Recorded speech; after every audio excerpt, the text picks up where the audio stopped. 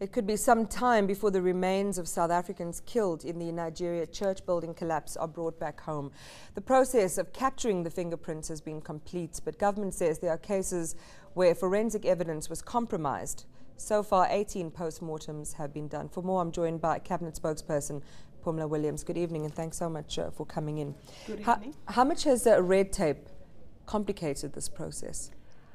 I don't know whether it is red tape, but what we do know is that from government's point of view, we stand ready from the moment the announcement was made that South Africans have died in Nigeria. We've worked tirelessly with the Nigerian government. Well, at the beginning it started slow, but today we're sitting with 25 of injured South Africans that have been brought back, and it is through the cooperation that we have had with the Nigerian. The biggest hurdle now, Imana, which we would want to share with the South Africans, is the bringing back of those who have passed on, the 84. I think I should also clarify the 84. We did for a while been saying that 84 South Africans have passed on, but we've since established through the process of verification that is currently taking place that 4 of those are not South Africans. It's 3 Zimbabweans and 1 from DRC. But because they left with South African group, because they were residing in South Africa as a resident in South Africa, so they will be coming back to South Africa. The challenge that we have is the process of paperwork in Nigeria.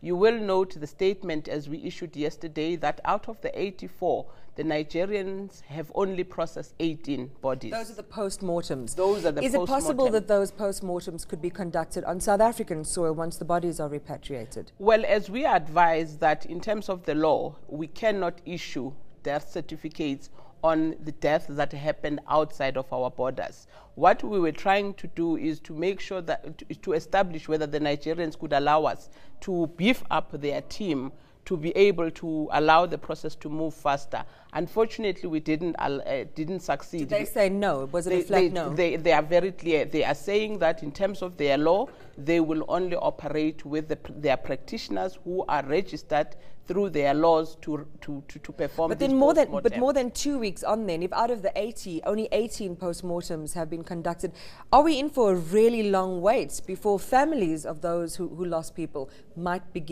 able to bury their loved ones? We hope not, but yes, by the look of things, 2 weeks later, they've only done 18. It is a very unfortunate thing that we have to face the world, and South Africans in particular, the families, to say it is outside of our control.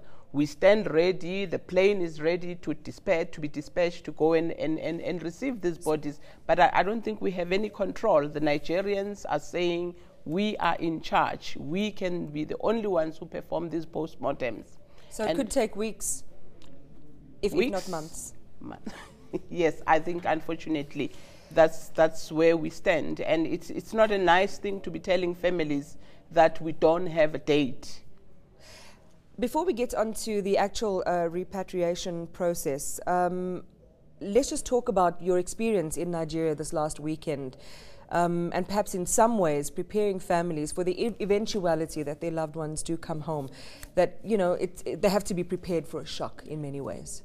Well, on Saturday, I think we received a team that is operating from there. I think the sense that we got is that the bodies are not looking good. Firstly, the accident in itself was quite a horrific. So the bodies themselves were not quite in good shape when the accident happened. But what is compounding the problem is that they are currently not surviving the heat in Nigeria. They are falling apart. The bodies in the mortuaries are not looking very good. And by the day, as this whole process is prolonged, I think we shudder to think what is going to be remaining by the time they allow us to bring them back. Given what you've just said, and the fact that families are still in this process of mourning with no prospects for closure, even in the very near future, is there nothing that the Department of International Relations can do with the Nigerian government to promote a special dispensation in this very unique and tragic circumstance for both assistance from our South African pathologists and you know, perhaps a special dispensation, even in terms of international law, to rather conduct some of those postmortems here, given what you've just said? We've tried, and I want to believe that the Department of International Relations has been engaging with the Nigerian. The closest that we have got to is them allowing the South African pathologists to move in. But what they have said is that they will not allow them to participate. They can observe.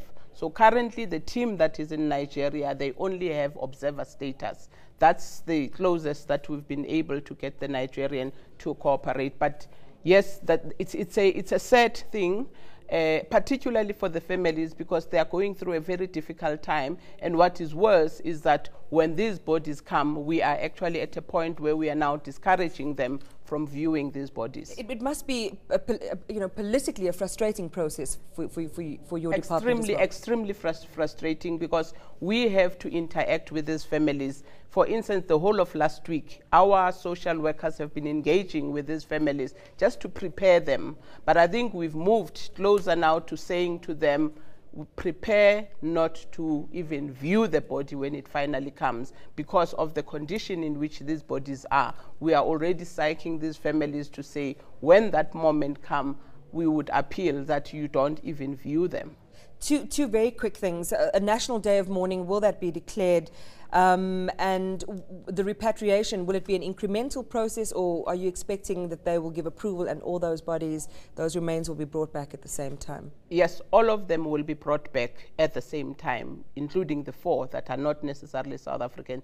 They will be brought back. We are awaiting guidance from the president whether they will be declaring the national mourning. But yes, there is a process that we are putting in place to receive all the 84. In fact, we are so ready such that even if we were to wake up next morning, be told that you can come and fetch, that's how ready we are to dispatch the plane with the teams that have already been trained, that are ready to go to Nigeria to collect the remains. Phumla Williams, thank you for your time this evening. Phumla Williams speaks for the Cabinet, and as you heard there, compounded bad news for the families of those who lost loved ones in the Nigeria building collapse.